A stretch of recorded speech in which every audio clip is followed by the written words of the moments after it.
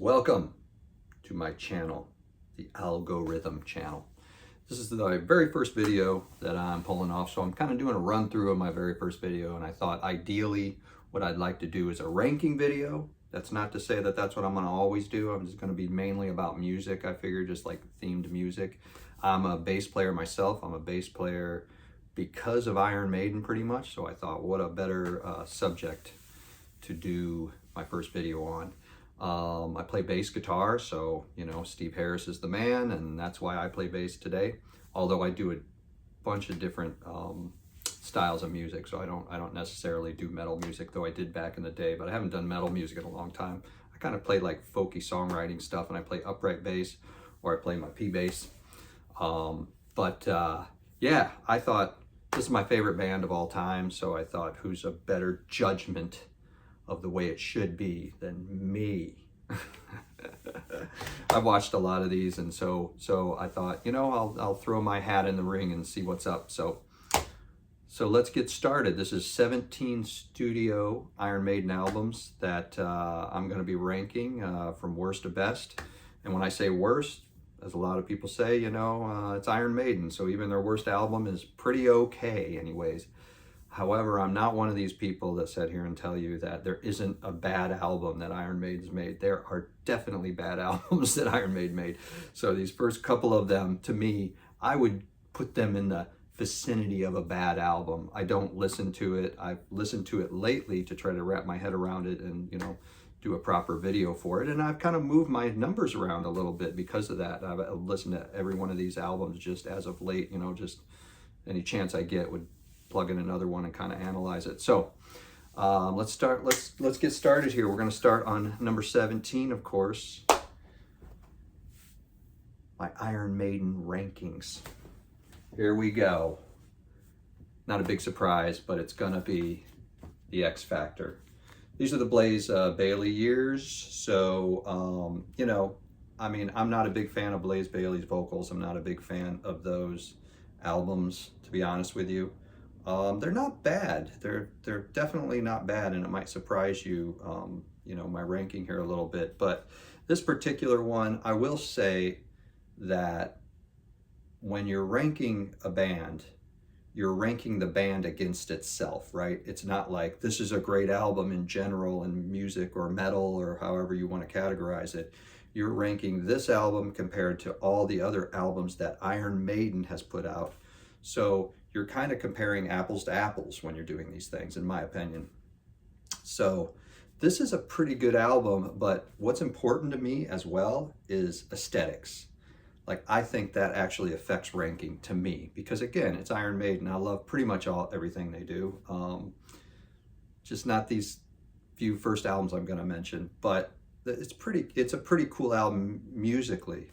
Sonically, it's not at all. This is probably one of the worst sonically sounding albums. The guitars are completely flat on this thing. I mean, there's no life in the guitars, and I don't know if they were phoning it in or not, but the audio is so bad on it that it's like, well, who cares? It sounds like they were. It just didn't sound, authentic Iron Maiden to me. The drums mix sounded pretty good. The bass sounded pretty good. It's just when you get to those guitars, very, very flat. And then you got this new voice that you're not used to, and Blaze's voice the audio doesn't sound great on his vocals either, unfortunately, because he kind of needs all the help he can get filling the shoes of a Bruce Dickinson type singer. That's a big one. That's a big one to do. So kudos to him. He sounds like a lovely chap, and I'm sure he's a great guy. But I'm not real crazy about his vocals. I wasn't crazy about the very little bits of Wolfsbane that I heard, but they were probably okay. Maybe Iron Maiden should have tuned down for him a little bit here, but they just kind of didn't do that. And but that being said, I'm going to tell you, Sign of the Cross. That's a great song, man. Sign of the Cross is an awesome tune, and Blaze does it really well. That's probably his best performance out of all his Iron Maiden performances. Almost. There's a couple more, but Sign of the Cross is really good. Lord of the Flies is okay. Man on the Edge is a cool tune. Fortunes of War, it's okay. I look down at these and go, they're okay. It's just overall, everything sounds kind of flat to me. And this is the ugliest album cover. And I know most people, I want to say Dance of Death, but this one beats it. I'm sorry. That is like, I don't know what's going on there. Why is his eyes so far apart? Isn't that weird how far apart his eyes are? I mean, and look at it, it's like an old, it's like a corpse of Iggy Pop or something. I don't know. And they're doing all kinds of crazy stuff to him. This seems to not really have anything to do with this. You know, I'm not sure where this relates into the songs of anything like that. I mean, I'm sure you can think of something. Of course, Steve Harris was going through a divorce from his wife before they made this. He was also divorcing his previous lead singer. And not only that, but Martin Birch retired before they did this album. So he retired on the album before this, which was Fear of the Dark. So they get a new engineer guy in there, Nigel Green, I guess.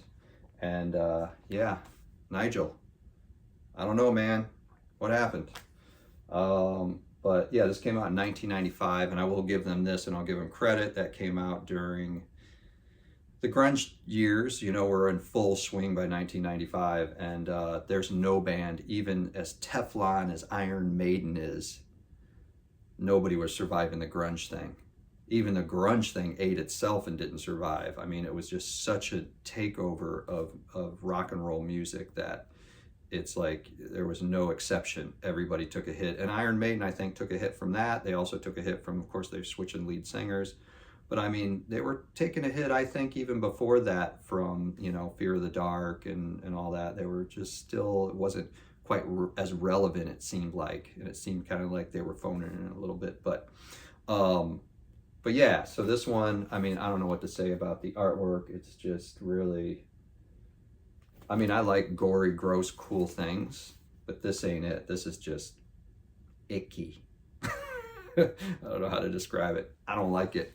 But anyways, yeah, that's my number 17. It's not a terrible album. There's some good songs on it. I mean, I will admit there's some decent songs on it. All right, moving right along. Number 16 would be No Prayer for the Dying. This album, I just feel they struggled on this one. I mean, it just sounded like they were very tired to me. I don't find the urgency on it. I don't find, you know, I think the writing was on the wall, no pun intended. You know, they did another album after this, and then Bruce left, and Adrian, I think, left before this one. So, you know, it's yeah, it's you know, it's just an okay album. Tail Gunner's a really great Iron Maiden song. No Prayer for the Dying's an okay song. Public Enema #1's an okay tune.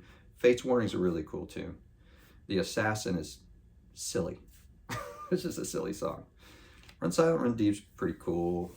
Hooks and You's pretty good. You know, Bring Your Daughter to the Slaughter is not as bad as I remembered it was.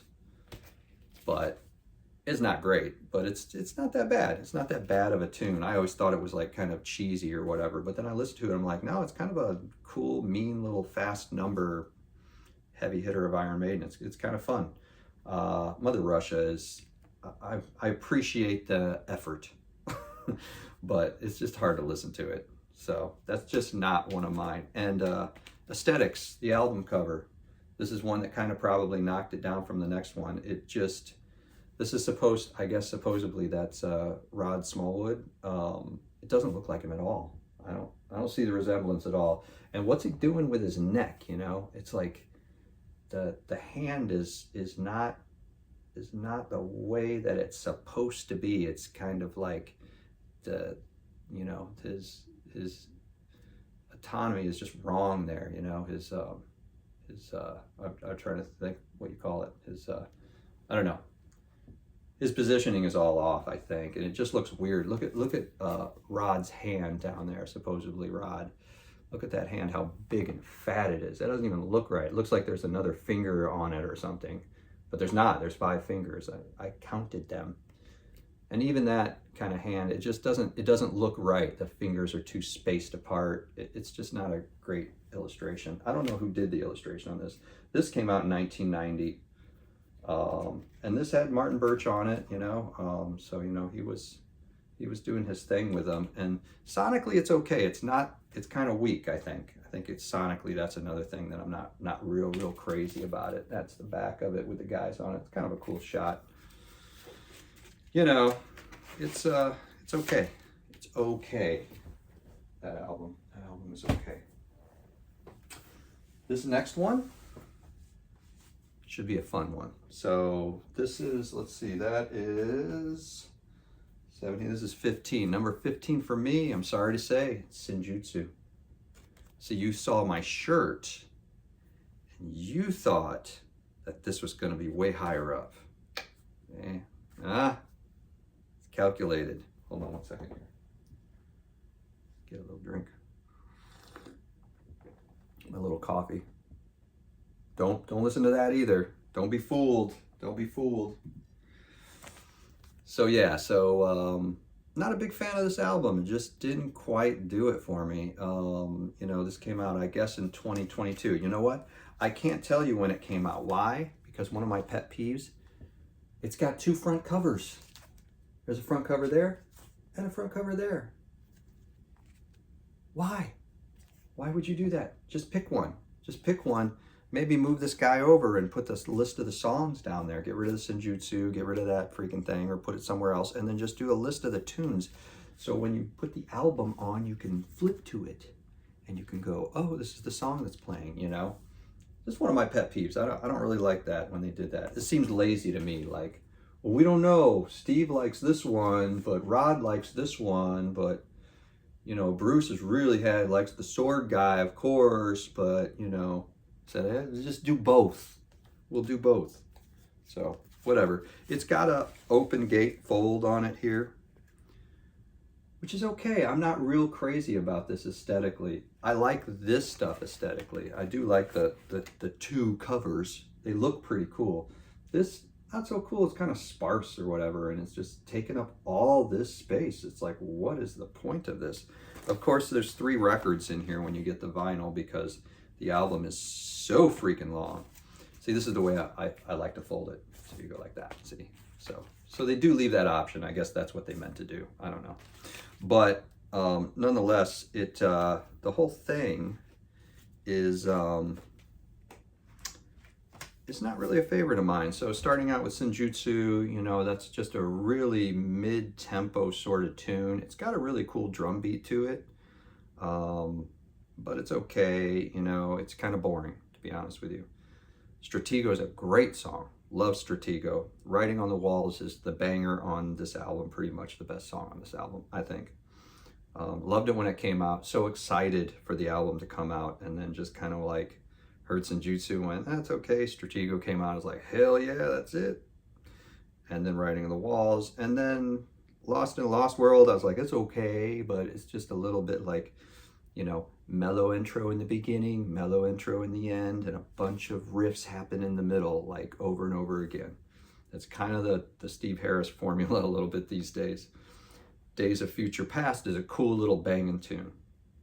Time Machine's a little boring. It's a little drawn out. It's a little too much fat on it. Darkest Hours, just this mellow, like sort of kind of cheesy sounding tune. Not a big fan of it at all. Death of the Celts. So these next 3, Death of the Celts, The Parchment, and Hell on Earth. These 3 songs, all 3 of them, could have been fantastic new Iron Maiden tunes if they just cut the fat back a little bit. If they just considered, like, are we going to go into a mellow entry, you know, an intro and a mellow outro, and in between put this bloated, like all these riffs in there?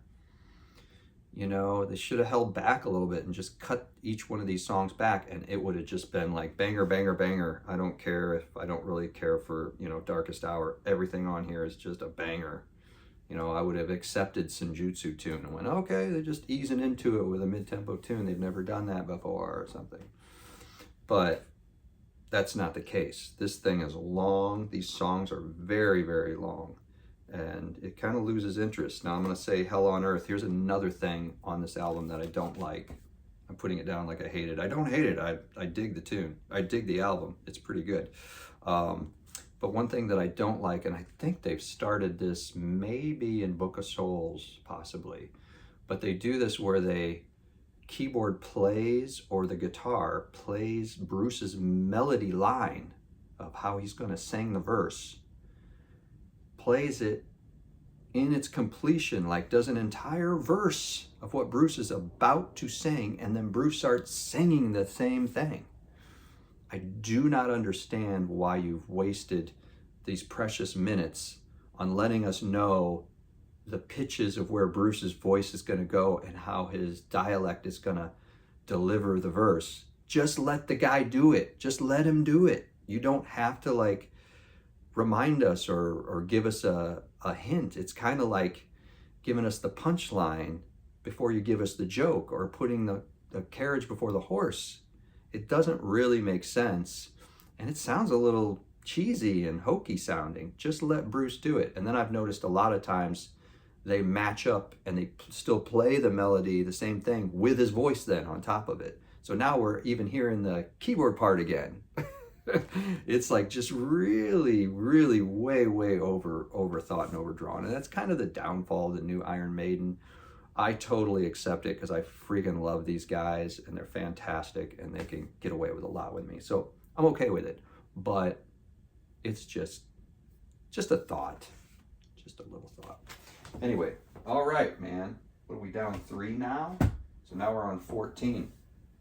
Number 14, we're gonna clean up the blaze here a little bit, and I'm gonna go with, this is number 14. This is not a bad album, you guys. It's not that bad. It's pretty cool, actually.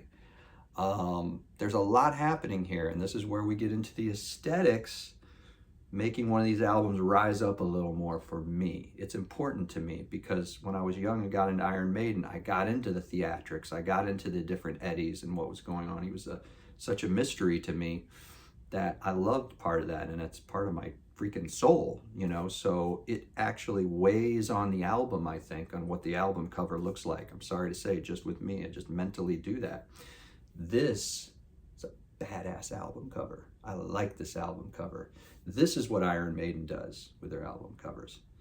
You know, I'm cool with them kind of changing the logo up a little bit so it doesn't do the drop down on the R that it normally does. It's okay. It's okay to experiment and play around, but they're still keeping it intact of this mysteriously cool, sinister individual Eddie mascot guy.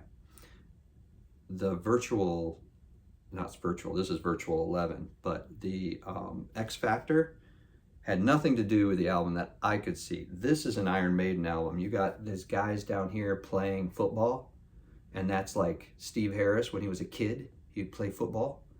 And then you got a kid today. This is the kids back in the day when Steve was young. Now you got the kids today in the virtual world, probably playing football or probably doing some kind of outside thing in the virtual world. So that's that whole dichotomy there, that whole, you know, contrast. And then of course you got Mr. Eddie there being the virtual guy himself, like he's coming through the internet or something. This is a thought out album cover. It's pretty cool. And I like this. I do like how they're pushing the football theme here with the band members. That's really cool, man. I mean, come on. It's Iron Maiden, man. It's freaking cool.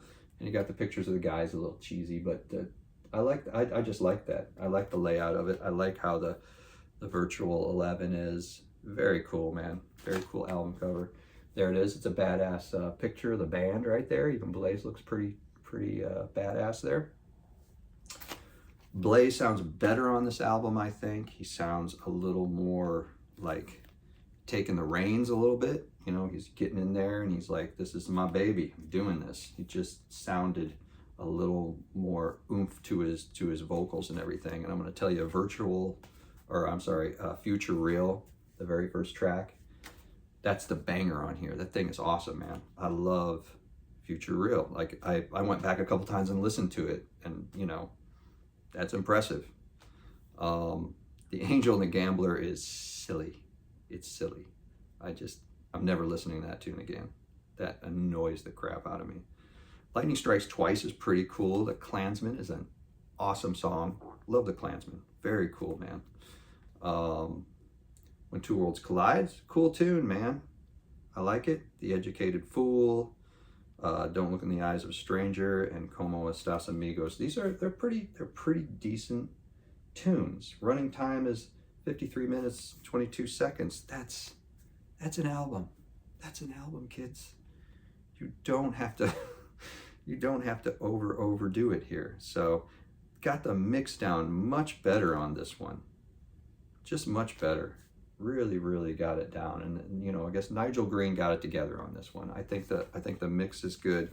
The guitars sound really punchy on this thing. So, and there's some great guitar work on this, man. This is really like, you know, that it's a standout on that. This one, I think Yannick really comes up to bat on some of his soloing, man.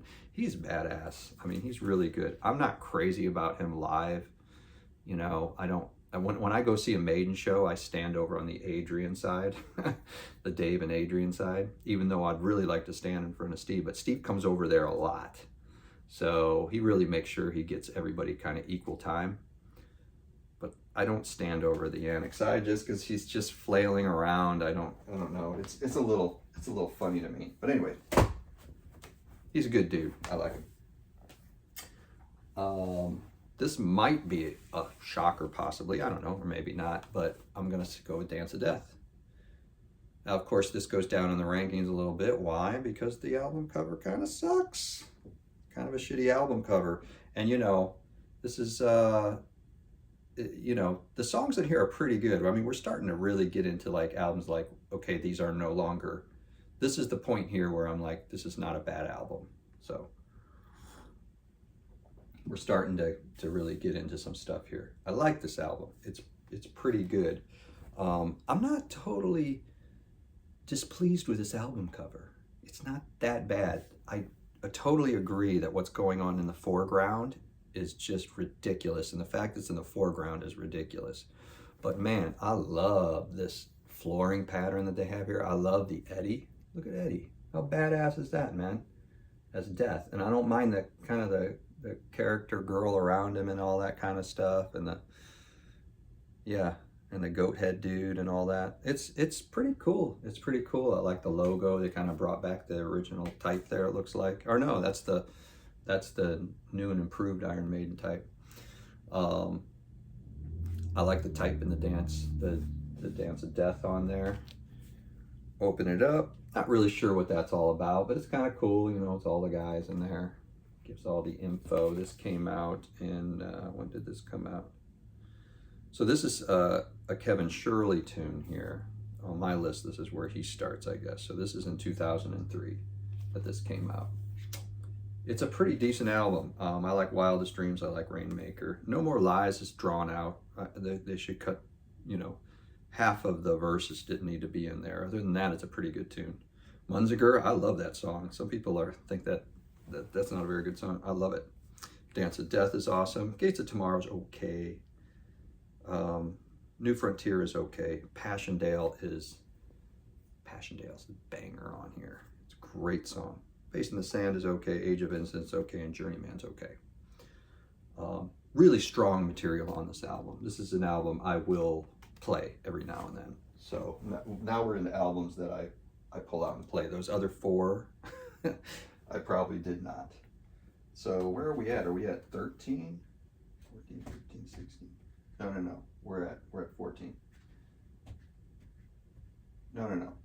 We're at 12. Oh my God. Well, 13, 14, 15, 16, 17.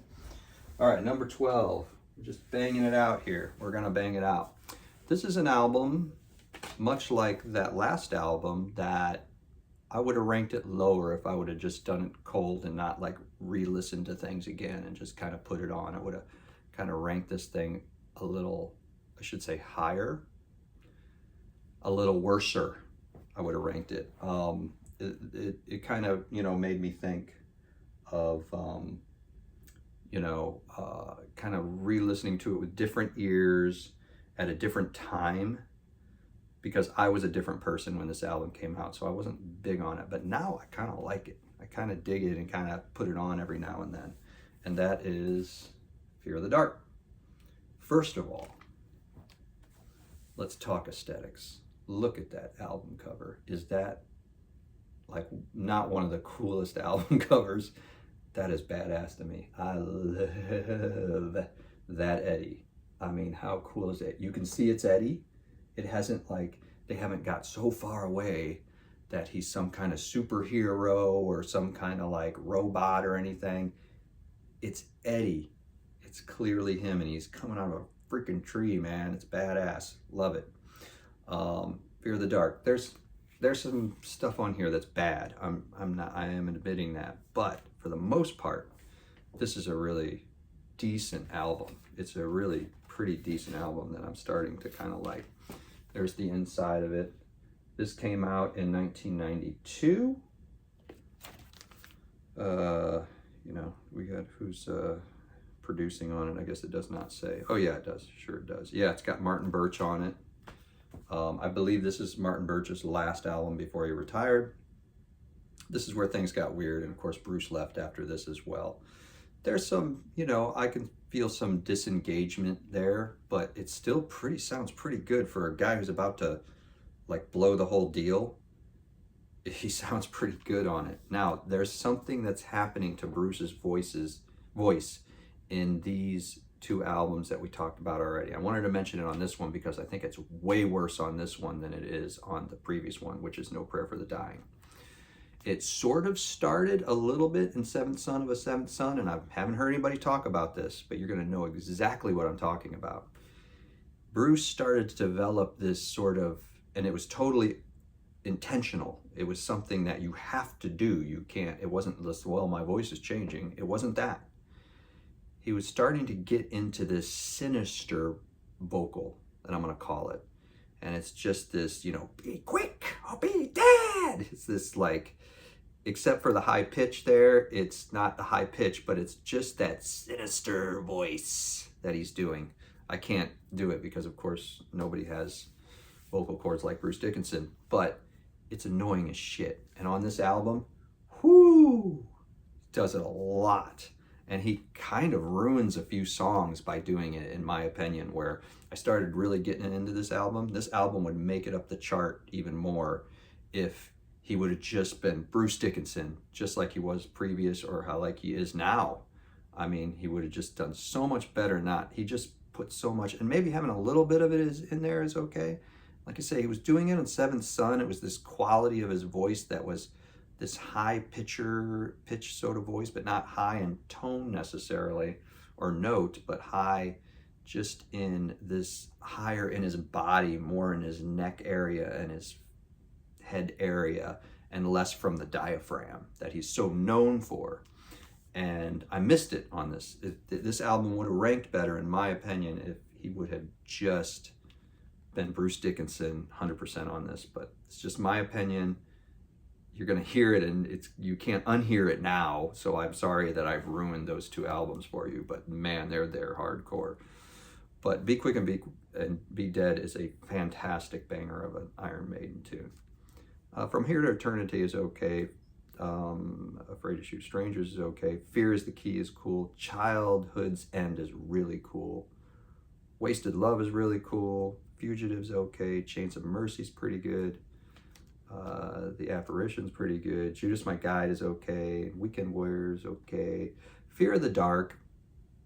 I've never been a huge fan of Fear of the Dark, but now I can listen to it and kind of enjoy it, only because of my experiences with it live, because it's at every live Iron Maiden show since this came out, pretty much. Maybe they missed it once or twice on a couple tours, but on every show that I experienced after this album, personally, they've had Fear of the Dark. And at first I was like, okay, let's do the Fear of the Whoa thing. But now, maybe because I got older, where I kind of appreciate the connection of everybody in the stadiums, and it has this self sort of kind of emotional connection that I feel with the people around me singing it, where I'm singing it, and it feels really, really good. And it's really an achievement unto itself. It's kind of like, it's almost more important than the song itself that they saw that. And that's a really amazing thing about this band, and how they're so amazing that they even said, look, even they could be thinking this, that maybe it's not our most banging tune that everybody loves, and we're not super, super proud of the writing. I mean, the writing, there's not much to it. I'm Afraid of the Dark. Ooh. There's not a whole lot to it, but they've recognized how much it was connecting to people, and I give them cred for that, huge cred for that. And I give them credit for this album cover. It's badass. I love it. Love this album cover. I want to get me a t-shirt, I think. Picture on the back there, it's pretty cool. That little cheesy guy up there, a little cheesy Eddie that looks a little goofy, kind of like Evil Dead looking. Swallow your soul. So anyways, there we go. That's that one. What do we got here? I guess we're on number 11, kids. Number 11. This might be a little controversial. I don't know. I don't care. I don't think anything's controversial, really. But I'm going to say Somewhere in Time. A lot of people put this on their number 1, you know. But it's not for me. And that's only... I saw this tour, actually, back in 86 or 87, something like that. 86 or 87. 86. It's when it came out in 86. I might have seen it in 87, but I saw it on tour.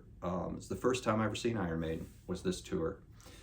And even when the album came out, I had already absorbed quite a few Iron Maiden albums. My first introduction was Peace of Mind that I heard, and then I got into Power Slave, and then I started going backwards and looking at, you know, Number of the Beast and the first Iron Maiden and Killers and all that.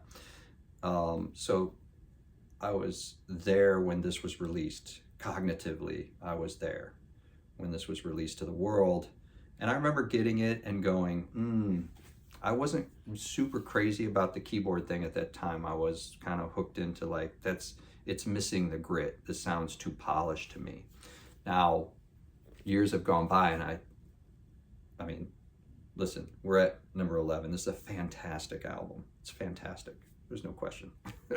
and I listen to this regularly. There's a couple of songs on here that I would just listen to those songs, but Caught Somewhere in Time is an awesome song. Love that tune.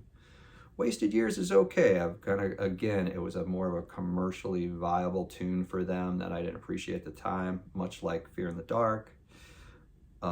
Wasted Years has kind of grown on me, and I kind of like it now. Sea of Madness is okay. Love the sound of that P bass on Sea of Madness. So, I mean, I got nothing against Sea of Madness. It's not a great song, I don't think, of theirs. It's a very forgettable tune. People don't mention it too much.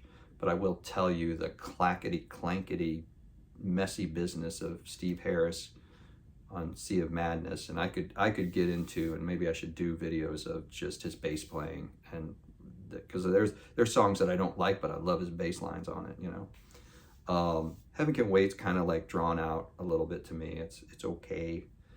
Loneliness of a Long Distance Runner is kind of drawn out. It's okay. Stranger in a Strange Land is aces. It's a fantastic song. It has some of the best guitar work on it of all of Iron Maiden. I mean, listen, you know, Adrian just kills it on that song. And I love the lyrics. Just love it. It's a fantastic tune. We get into Deja Vu, which is one of Davy's songs, I think. One of his first songs that he put on there. So that's great. Alexander the Great, kind of boring to me. I like some of the parts, but it's just kind of boring to me. It's just kind of, it sounds obvious to me, but it's still good. Again, mind you, I'm not putting these songs down. Take a look at that. Let's talk the aesthetics of it. I usually do that first, but I'm going to do that last here. It's cool. I like it. To me, I'm just saying, coming from Power Slave, this seemed like, you thought that was eye candy, wait until you look at this thing. And it just seems a little over the top a little bit. There's just a lot going on.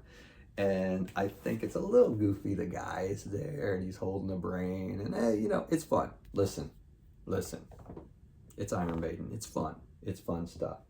I'm not a big fan of the cyborg Eddie for some reason. That's when he started going, he's, you know, I don't know. I guess I always had this fascination of Eddie, who he lived in the streets of like some city, you know, big city, like in the streets of New York or somewhere like that, or London or whatever. In the streets of London, obviously.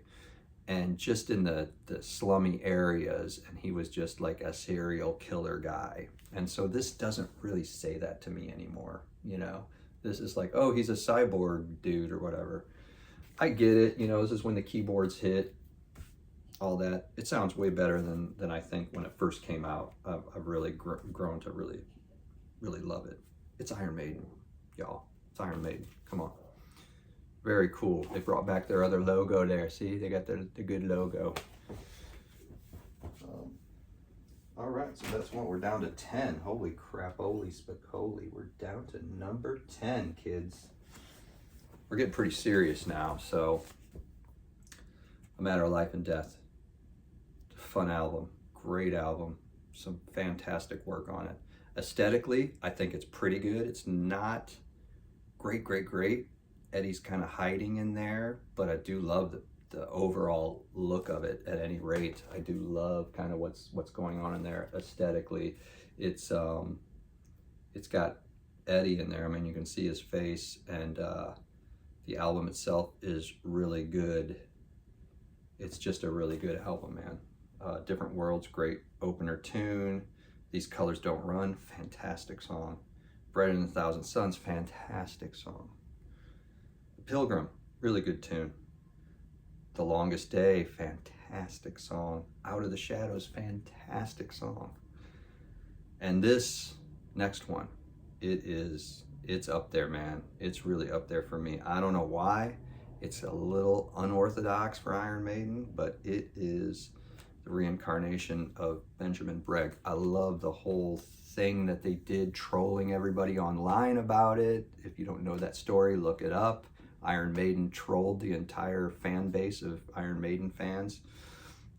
It's a fantastic idea, fantastic promotion. Love that, just love it. And that song is unbelievable. And the passion that is in Bruce's voice in that tune is just, mwah. It's just, you feel every single breath that guy takes in that song. And it's a sleazy, bluesy, sort of sluggy kind of tune. Again, it's not your typical Run to the Hills kind of thing. It's just, it's fantastic. It's fantastic. You know, For the Greater Good of God, I think is kind of boring. It's okay. It's definitely not a standout. And the next couple of tunes are a little boring. You know, Lord of Light is okay, and The Legacy is okay. Aesthetically, it's pretty cool. It's not fantastic. Love the shots of these guys in the studio doing it. They did a lot of like studio things and their videos and everything. They really, you know, put on a bunch of studio stuff. I love it. This is a fantastic album. The audio is incredible on this album. This is just sounds, we're getting into the good stuff. Now this album is an album that's ranked up here, and it doesn't, sonically, it's not very good. It just doesn't sound that good. This almost goes back to the mix that Nigel did on, you know, the first album I put up, which is the X Factor. It's very similar, but it sounds a little better and it sounds a little crisper on it. But for some reason, this was ranked up to the top. Now, I don't know why, but when I listened to it, I went, there's some lovely songs on this album. And it is The Final Frontier. A lot of people diss this album. This is a fantastic album, y'all. I don't care what you say. It's a really good album. It's really, really good. I will concede that, you know, it's got some weak songs on it for sure. I will concede that they're getting far away from the Eddie there. So this is like one of those albums where it's like, it's not hitting my bullet points of what I like. Good aesthetics, good audio, great songwriting. It's got the songwriting thing, but not entirely on here. So I can't even tell you why I've got this ranked as high as I do, but I listen to this a lot. I do, I love this album. Satellite 15 is just stupid. What are they thinking? And then tucked away in Satellite 16 is The Final Frontier, man. That's a banging song. That should have been the opening song. Maybe do a little pa, boom, right into it. That's the way it should have been done. They didn't do that. They got a little bloated because they're in their bloated state at this time when they're songwriting now. The songs are getting really freaking long at this point. Now we're getting into some long songs. Not so bad now that I'm looking at the album. It's not so bad on this album, but it's getting there. It's getting there. So Satellite 15 is just stupid. But Final Frontier, if you can just skip to it, it's a fantastic. El Dorado isn't, I forgot when I re-listened to this for this video, I forgot how good that song is. This song is fantastic. It's a really, really good Iron Maiden galloping. It's just, there's nothing wrong with it. And it's got some great lyrics. You know, you go for a ride on that tune, man. It's fantastic. And it's short for them. 6 minutes and 49 seconds, y'all. It's pretty good. This came out in 2010, by the way. Let's see here. Kevin Shirley. Kevin Shirley was on this. He kind of screwed it up. Sorry, he kind of did. The guitars are flat on this album. It's just really weird how much I'm praising the songs, but I'm like, hey, this sounds like shit. It doesn't sound like shit, but you know, it's just as far as the quality, it's not there in my opinion. Mother of Mercy is a fantastic song. I love that tune. Coming Home is like, how can you not like that song? It's very like a Fear of the Dark kind of thing, you know, big sprawling, you know, reach out to the people in the rafters kind of tune that they can sing along with. It's fantastic. It's great. I saw this live in the tour too, and I really liked it. Yeah, The Alchemist. I love The Alchemist. Very underrated song. That song is just a banger of an Iron Maiden song. Isles of Avalon is kind of boring. Starblind is really boring. Those songs are just, you could just get rid of those off of the album. The Talisman is fantastic. Primo, mwah, it's a great tune. The Man Who Would Be King is a pretty decent song. When the Wild Wind Blows is a fantastic, epic sort of tune. Worth the 10 minutes. That they nailed that one, okay? That needs to be 10 minutes long because it's interesting enough. The story is interesting enough where it just keeps your attention. And the build is used perfectly. It's really, it needs to be 11 minutes long. That's what it is, 11 minutes. Maybe they could have cut it back a little bit, but I'm not complaining. I listened to it, so that's that for that. What are we on, number 9? No. No, we're on number 8, man. We're on number 8, y'all. Damn, son. Okay. I really like this album, and the funny thing is about it, the Book of Souls, is it's very similar to Senjutsu. So you would think Senjutsu and the Book of Souls would be close together, but there's a few very key points about this that makes it rise to the top. For one thing, some of the song selections on here are fantastic. They're really, really, really good songs on here. The mix is a little better than Senjutsu. Not a lot. Sounds a little muddy still, but it, for some reason, because of the aesthetics, you guys, the look. I mean, look at that. That is a fantastic album cover. It's fantastic. I love it. I loved when it came out, this was, what is 2000, I think it's 14 or 2015 this came out. I remember because I was getting married that year, and I was gifted a wonderful wife, and I was gifted an awesome freaking Iron Maiden album. I couldn't believe how good this was when I got it. I mean, listen, it's got some bloated crap on it, just like Senjutsu does. It does, but it doesn't have as much of that. And the songs that are bloated and fat, they pretty much hold you in there and keep you entertained. So, If Eternity Should Fail is a banger of a beautiful, beautiful Iron Maiden song. So good, so good. Bruce just knocked it out of the park of that.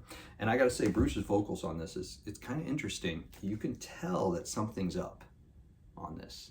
He is straining on this album. And this is another one, much like the one I just reviewed with the what was that one? That was just, oh, The Final Frontier, where I've got a lot of bad things to say about it that are similar, but for some reason I just can't get over it. This is where the songwriting itself is pulling it up. But not only that, this album cover is fantastic. It really, really is. I don't know. I think it's a really, really good album, but Bruce does sound like he's straining on this a little bit in a lot of the tunes, which he has good reason. This is before he had his cancer bout and everything, so he had that golf ball size whatever in his throat. But yeah, Eternity Should Fail. Speed of Light's fantastic song. That one he sounds like he's a little pitchy on it, but it's cool. I like it. I don't know. I like it, you know? The Great Unknown is kind of a slow, it's a little boring, but it's fun. It's a cool tune. It's kind of like grows on you. Love The Red and the Black. The Red and the Black are fantastic. It's a fantastic song. It's a little too long, maybe, but I like it. I like the jam. And when I saw it live, I've seen it live several times, I really, really enjoyed it live. Like when Bruce goes away and then the band they're just rocking. They're just rocking that freaking song. So they can pull that off. They can pull these long songs off and sound really good. When the River Runs Deep's pretty cool tune. The Book of Souls is a badass song. Love it, love it. Death and Glory, nice little banger, little short guy there. Shadow of the Valley's okay. This is where the songs are just getting okay. You know, Tears of a Clown is okay to me. I mean, I appreciate the whole, you know, Robin Williams thing and all that. The Man of Sorrows it's fine. Empire of the Clouds. Let's talk Empire of the Clouds. It's just not necessary. It's not necessary on this album. I'm sorry. That is way too long. 18 minutes. 18 minutes? Are you out of your mind? It's boring. I'm sorry. I don't really care for it too much. I like the history of it and I like all that stuff, but the song is just, it's hokey sounding to me. And 18 minutes at least. But I'm glad I don't like some of the guts of the song, because I'd be like, oh my God, now I have to listen to this really long 18-minute long song that I don't like most of, but these parts are so good. And that does happen sometimes. You know, the Red and the Black's a little bit that way, but I still enjoy the process of listening to that tune. I really do. But can't say enough about the aesthetics. I mean, they got some cool stuff on there. Look at that. Look at that. Badass, man. Huh? I mean, forget about it. This is Eddie. This is Eddie, man. 100%. Just really good. They got the song listing on the back, y'all. It's awesome. It's awesome stuff. Now what are we on? 8? 10, 12, 13, 14, 15. No. We're at 7. We're at 7. That was 8. All right, number 7. We're going with the first Iron Maiden album. I mean, look, I don't know what to say about it. I mean, maybe it's too high up in the list for some people, but for me, it's a really good album. It's a super good album. Maybe people think it should be closer, lower. But the mix is so-so. I mean, I'm kind of on the Steve Harris camp on that, though I've heard some people say, oh, I love the rawness and all that. It's like, yeah, it sounds a little flat to me. I mean, I thought that, and I've even said that to people before. Oh, I like the rawness and the punk rock sort of thing. But this one probably made it this higher up on the list because I listened to it for this video and went, no, I agree. It's not in comparison to listening to all the other Iron Maiden stuff. Again, we're comparing apples to apples and saying this one's not doing it. Aesthetically, fantastic. I mean, this is the iconic original. I mean, there's a lot of emotional attachment to the look of this thing because it's the original Eddie the Head, right? This is the guy that lives in the London streets that's killing people. This is the dude right here, right? The mysterious guy. Is he dead? Is he alive? Where did he come from? Does he have a girlfriend? Does he, pee standing up? I don't know. Who knows? He's a mystery and always been that way. I love the aesthetics of the cover and everything. And and all that. It's a fantastic album, you guys. This came out in 1980, I believe. 1980, yep. And, you know, again, this was before Martin Birch. I don't know who was the producer of this, but this was before Martin Birch engineered. He didn't come aboard until the next album. But yeah, it's so good. It's Paul Di'Anno, who at his own right, he really did a great job with Iron Maiden. He was a fantastic starter for them, I thought. And I thought, you know, Bruce was an amazing transition from Paul to that. If you went the other way around, it probably wouldn't be so good. And that was the demise of Blaze Bayley, probably. But yeah, I mean, really good. The two albums are really good that he did. So, what are that? What are we on? 6 now? 6, 7, 8, 9, 10, 11, 12, 13, 14, 15, 16, 17. We're on 6. I'm gonna count these. This is number 6. Remember, Chris. So this is, you know it, I know it. Seventh Son of a Seventh Son. It's fucking Iron Maiden, man. It's awesome. It's incredible. It's an incredible album. I mean, it's just badass. The aesthetics, look at that. Just, you got eyes, man. I don't know what to tell you. Look at that. It's fantastic. It's a fantastic album cover, front and back. The album itself, this was, it came out in 88, I believe. 1988. That's when it came out. Yep. Martin Birch did the engineering on this with Steve, and it's just a really fantastic, supposedly a concept album. I don't really find it as such, but that's what they say. I mean, Iron Maiden has always kind of tied themes together a little bit. This one may be a little closer of a tie in the songs, but who cares, you know? I mean, who cares? Moonchild. Come on, man. I mean, incredible. I think when I heard this album, I went back to Somewhere in Time and went, I like Somewhere in Time.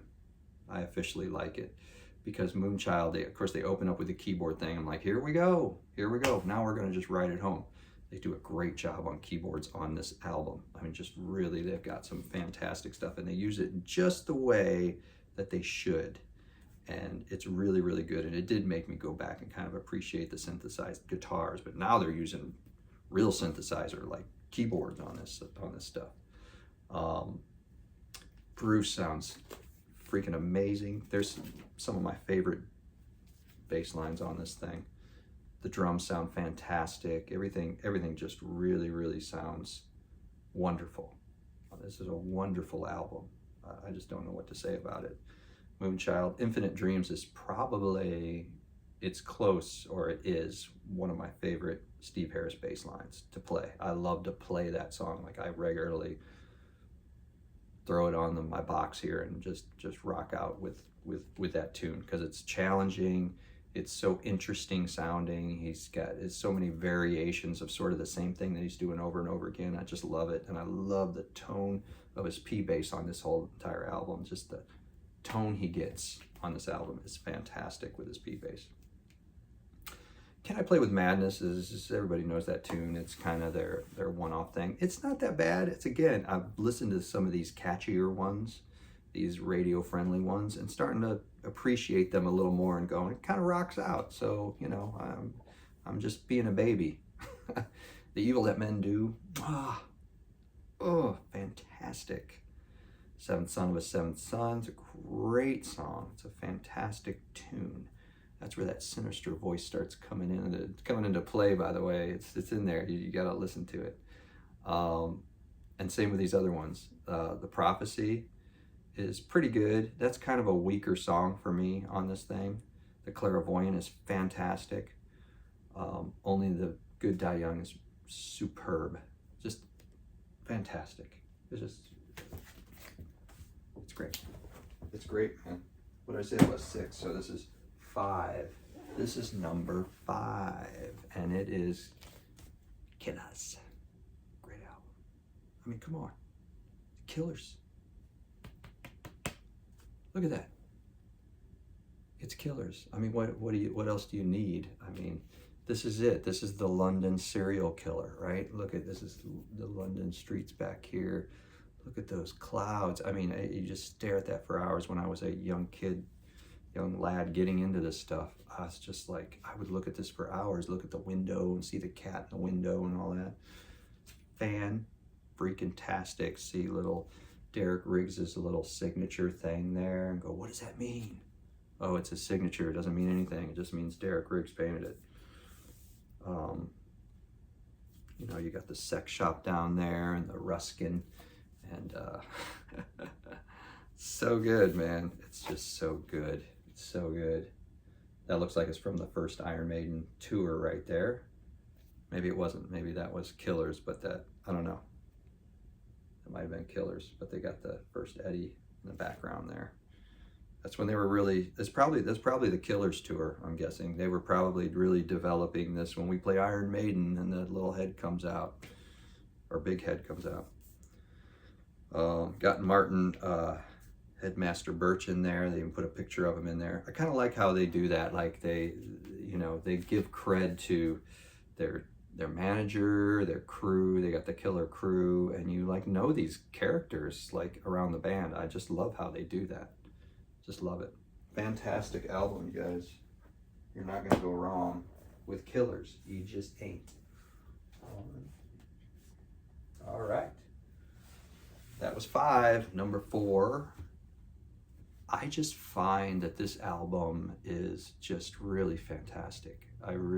This is one kind of pulled me back in when I got away from them during the Blaze years. And this one sort of was one that kind of pulled me back in, even though I didn't listen. So when the Blaze thing happened, I kind of gave up on Iron Maiden, and Bruce came back and they produced several albums, and it wasn't until really they came out with The Final Frontier where I went, and that's probably why that one makes it up on the list a little bit for me, where I went, that sounds pretty good. I'm like surprised. That doesn't sound anything like the Blaze Bayley stuff. That sounds like good Iron Maiden stuff. And so it made me go, huh, I wonder what the other ones are like. So I started delving the other ones, and then I got to this guy. Sorry, my dramatic entrance to Brave New World. I listen to this in rotation pretty regularly. Like, this is an album that I put in quite often. First of all, it's a great album cover. I really like it. I wouldn't think I'd be a guy who would go, yeah, but Eddie's not predominant in it. But I like the idea. I like the idea of him being in the clouds and the cityscape. You can really look at it. There's a lot to look at. I love the tonal qualities of it, the color of it, and everything.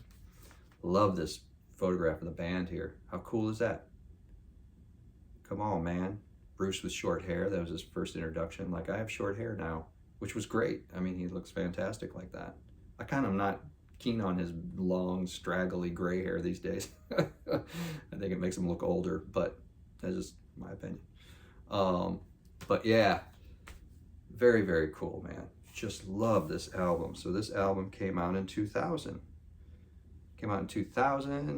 This was Kevin Shirley who produced this thing, and fantastic audio on this. The dude does have the skill. He does have the skill. You wouldn't know it by Senjutsu, but he does. It's really, this thing sounds just superb. Like probably one of the best mixes of Iron Maiden that I've heard. Really, just fantastic. The Wicker Man, great. It's great. I don't know what else to say. Ghost of a Navigator, wow. It's fantastic. It is a fantastic song. Brave New World, not so much. It's okay. It's all right. You know, Blood Brothers is a great song. I love Blood Brothers. It's a little hokey or whatever, and you know, and maybe if you didn't love Iron Maiden, you'd be like, well, that sounds a little obvious to me. But it's a great song. It's a fantastic anthem-y kind of song. The Mercenary, great lyrics. Love that song. Dream of Mirrors is pretty good tune. It's not one that I kind of pop in a lot, but I do like it. I like that they took the risk. I like that they kind of like did something a little different. You know what I mean? It's pretty good. The Fallen Angel is okay. The Nomad's fantastic. Sorry, Beckett. It's really good. It really, that riff is really fantastic. You know, whoever wrote it did a really good job. Um, so that's a really good tune. Out of the Silent Planet's fantastic. And the closer on this thing, I love it. Not too many people love it, but the closer on this thing, The Thin Line Between Love and Hate. Bruce's voice, man. This whole album, his voice is just stupid good. He is on fire in this album.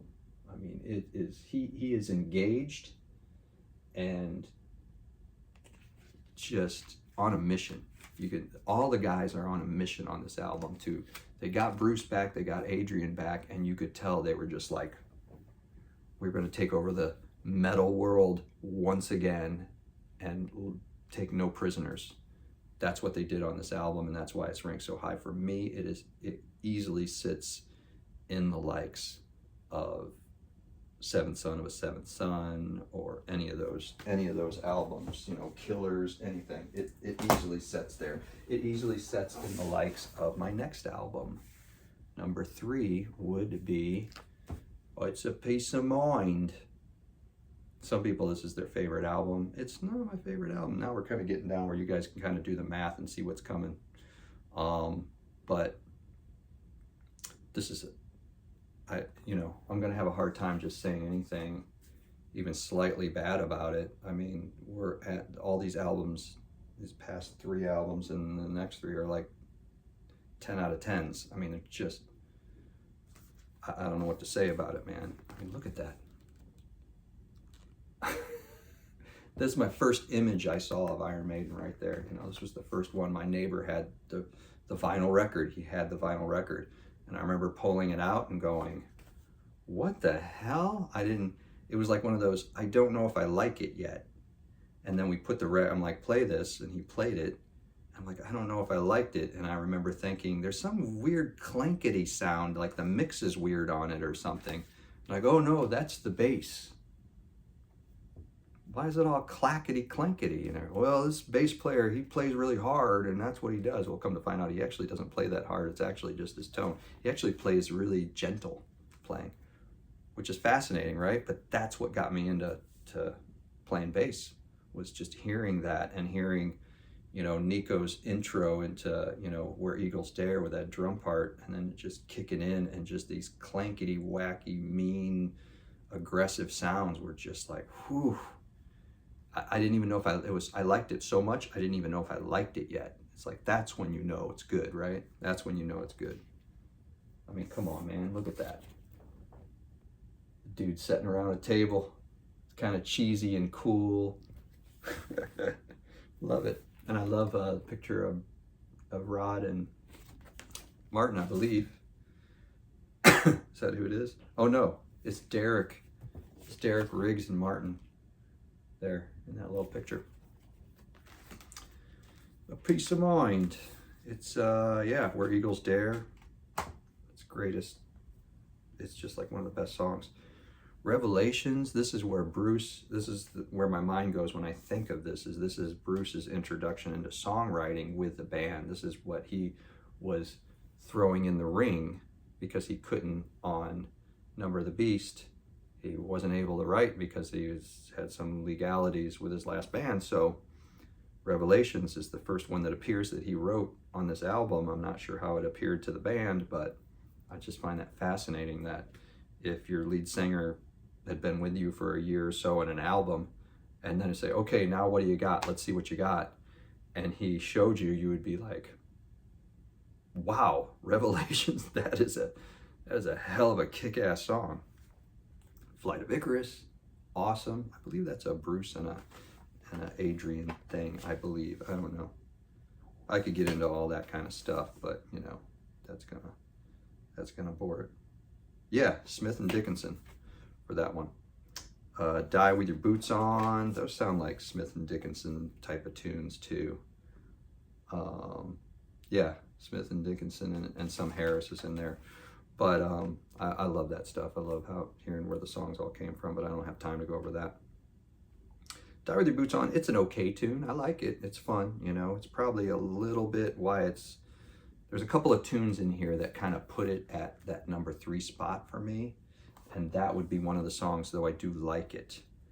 You know, Still Life, it's a pretty decent song. It's pretty fantastic. I mean, who am I kidding? You know, I'm trying to force judgment on this masterpiece of an album. It's like almost impossible to do.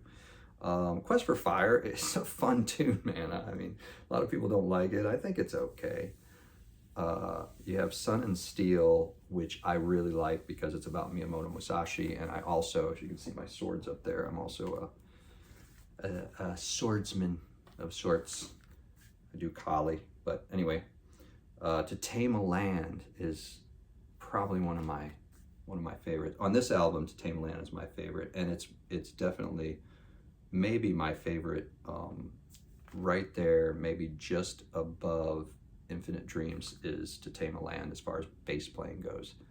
Love the bass line on that. Just phenomenal. Just phenomenal. This is a fantastic album. It's fantastic. Love it. Number 2, What's It Gonna Be? So there's only 2 left, kids.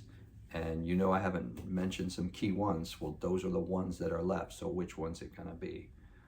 Well, you're about to find out. I'm gonna have to go in my number 2 slot, and it doesn't mean that this is a bad album at any stretch. And these bottom 3 could probably like slide around a little bit. No, my number 1 is my number 1. The 2 and the 3 could move around a little bit, but as I'm feeling it now, I gotta go with Number of the Beast. I mean, aesthetics, forget it. You're talking about Number of the Beast. I mean, this is like, it's like going to fucking church, man. This is the real deal. This is the real deal. This is Iron Maiden. I mean, I don't know what to say about it. I don't know what to say about this. Look at this. What in the bloody hell is going on? The people in hell down there around their feet and down. I mean, it's fantastic. It's fantastic. Let's not even get into the songs. The songs. Invaders is like an okay tune. This is probably why this makes it on the number 2. Invaders, it's an okay tune. It does its purpose, and its purpose is to introduce you to the air horn that is Bruce Dickinson. It is to introduce the world and get a good listen to their new lead singer when Bruce joined the band on this one. So it does do that. Now, is it a song that I really care for of Iron Maiden's? It's okay. It's all right. It's not great. I don't specifically put this on to listen to Invaders, but I will listen to Invaders, and then I'll get to the second song, which I will definitely put the album on for the second song, is Children of the Damned. Whoo! Whoa. I mean, come on. So just a fantastic song. And Bruce Dickinson he is on fire on this album. Just, it's unbelievable.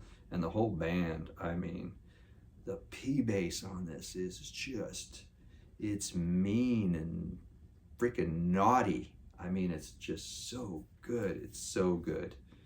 The Prisoner, I mean, come on. You know, Clive Burr he sounds fantastic on this album. He is a fantastic drummer, and I'm gonna say, and this isn't anything against Nico, because I love Nico to death and I love his playing. His playing is fantastic. However, in the latter years, I'm just gonna go back to some of the other albums there.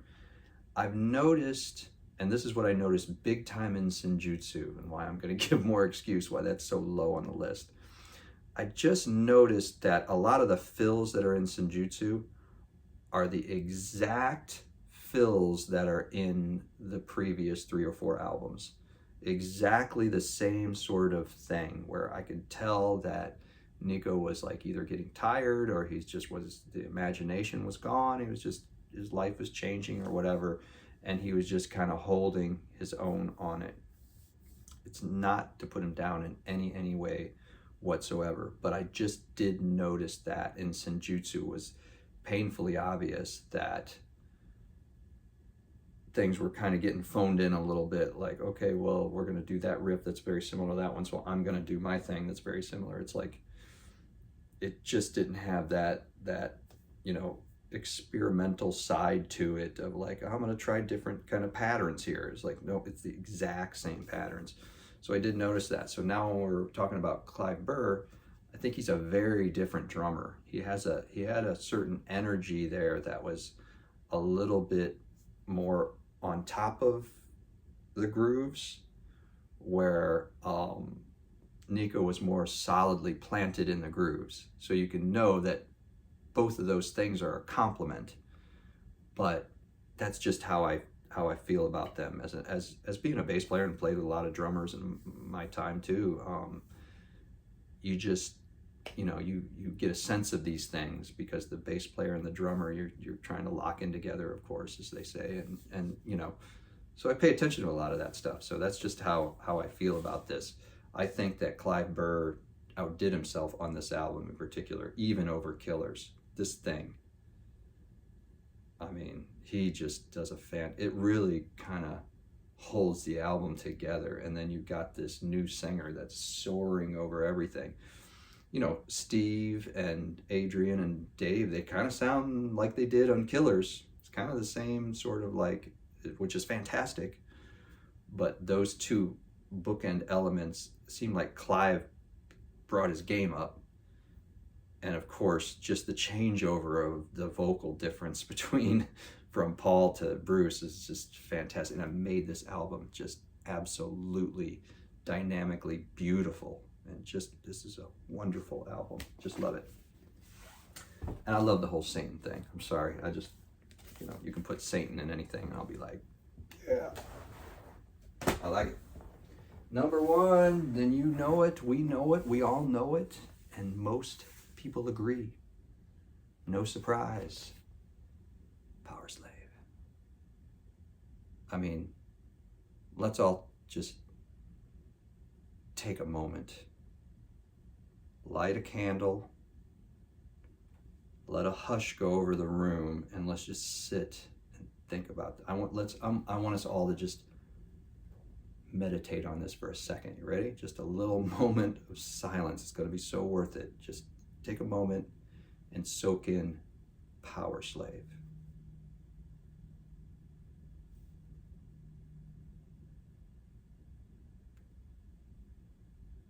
It's fantastic. It's a fantastic album. This is the greatest, I'm not going to say metal, I'm going to say rock and roll. This is the greatest rock and roll album that ever is and ever was and probably ever will be, I think. Who knows? Probably for me, it will be that, because there's a lot of emotional attachment that I have to this thing. Again, like I say, my first album was Peace of Mind. I loved it, but I wasn't there yet. I just like, I loved it, and the more it grew on me and grew on me, and then this popped out. This came out in, I think, 84, from what I remember. Yes, 1984. So I remember it being advertised that it was coming out when I got into this one. When I got into Peace of Mind, people were saying they released a new album, or they're releasing. I'm not sure if it had already come out yet, but nobody had it that I knew of. And I ended up buying it off the shelf when I heard that it came out. When I heard it was like on the shelves, I remember, you know, having my mom take me to the record store, and I grabbed this album and it changed my life. I mean, there's nothing wrong with this album. There's nothing wrong with it. I can't say anything bad about it. This is where Nico, holy crap, does he kill it on this. I'm gonna give that boy big props. I mean, again, the bookends of the drummer and you got the singer. They just did what Clive and Bruce did, Nico and Bruce did here. Not that he didn't do a fantastic job on the first two albums with Bruce, but come on, man. Look at the aesthetics, okay? Let's talk about that. The Earth, Wind, and Fire ripoff. I don't give a shit. This is Earth, Wind, and Fire in my world. I love Earth, Wind, and Fire though too, so. But And it is funny how similar those album covers are. It's pretty crazy. It's very, you know, Beckett-like, I gotta say. But anyway, this is a great album. Just doing the aesthetics of it, okay? This is a fantastic album, right? Fantastic. And here, I'm gonna do you one better, actually, because this is not the original pressing. I think these are the remasters, but it's all got the same art that you're used to. Look at that. Tee-hee-hee. Who's better than us? Who's better than us talking about Iron Maiden? Look at that. It's fantastic, y'all. It's just fantastic. Here's what I'm going to do. I'm going to put this down and I'm going to show you what I just got. When I got this, I'm like, I got to do this video because I like to show this off. This right here is the same album, right? But it is not. This is the 40th anniversary one. I just got this, and it has a fold out, which that one does not. The original does not, but it has the fold out. And look at that. Look at that. Talk about aesthetics and just perfect. Freaking perfect. Look at that. They knocked it out of the park with the 40th anniversary, I gotta say. If you're a big Iron Maiden fan, you don't have this, I would grab it. It's gonna go out of print because it's just to celebrate its 40th year. I mean, what? Look at that. It's a Zoetrope that's on the album cover. Check this out. You pull that record out and then you get this, look at the background die cut thingy. How cool is that? How freaking absolutely wonderful is that? Here's the album. Now I know picture discs are you know, not like the thing, you know, because of sound quality, but I put this on, there's no hissing sound. It sounds just as good as my black vinyl. I should do a comparison back to back. Maybe it doesn't, but either way, I got the black vinyl, but I got this as collected. So the Zoetrope. Can't really, it's very hard to tell that it's moving and all that stuff. It's the thought that counts. It's Iron Maiden. I mean, look at freaking Eddie, man. Huh? Themed out with his Egypt ways. I mean, let's go over this because you guys, this thing, this is ridiculous. It's ridiculous. Ace is high. We're done here. Let's go home. Let's pack it up. I mean, it opens with Ace is high. I'll tell you what would have been just the cherry on top if they would have done the Winston Churchill speech on the album. That would have been pretty freaking cool. But they didn't, so they just start out Ace is high. It's fine. It's fine. It's Ace is high. Who gives a shit? The song is just phenomenal. Like, you know, I can't even tell you. Everything, every instrument on here, every performance on here. This is these guys, these 5 freaking guys at a absolute peak of their ability. They just, boom, and they stuck it. They stuck the landing. Like, it's unbelievable how perfect everything is about this album. Now, this doesn't always make it to people's #1, which blows my mind. There's nothing wrong with this album. There's nothing wrong with it. And I'm not saying there's really much wrong with Number of the Beast or Peace of Mind or Seventh Son of a Seventh Son for that matter, or even Somewhere in Time. There's nothing really wrong with those albums. This one, there's absolutely zero fat. There's zero dilly-dallying. There's zero let's like be pretentious and draw some shit out because, you know, we're Iron Maiden and blah, blah. No, this thing is just phenomenal. The aesthetics of it, the idea of it, the Power Slave. The Power Slave song itself is incredible. So you got Ace is High. You got 2 Minutes Till Midnight. I don't care if you've overheard it or you're bored with it. That is a fantastic song. Everything about it, the title is incredible. The lyrics of what it's about is just absolutely devastatingly freaking cool and freaky and scary. You've got Lost for Words, Big Aura. I mean, dude, that is a fantastic instrumental song. Fantastic instrumental song. It's great. It's great. Flash of the Blade, it's a fantastic. Flash of the Blade and the Duelist, those two right back to back, sword fighting. Again, Miyamoto, man, come on. Fantastic. Back in the Village, another Air song. Love it. Love that tune, Back in the Village. It's really great. I heard somebody like in one of their reviews, they were just like, that's the only weak song on the whole album. It's like, the bass line on that and the way it drives the whole thing. And the lyrics are great, and Bruce's voice, everything's great on it. Power Slave it's a ride, man. It's just it's perfect. Gives that whole Egyptian sort of themed feeling. It's just, you just can't ask for a better title track, really. I mean, it does its business on there.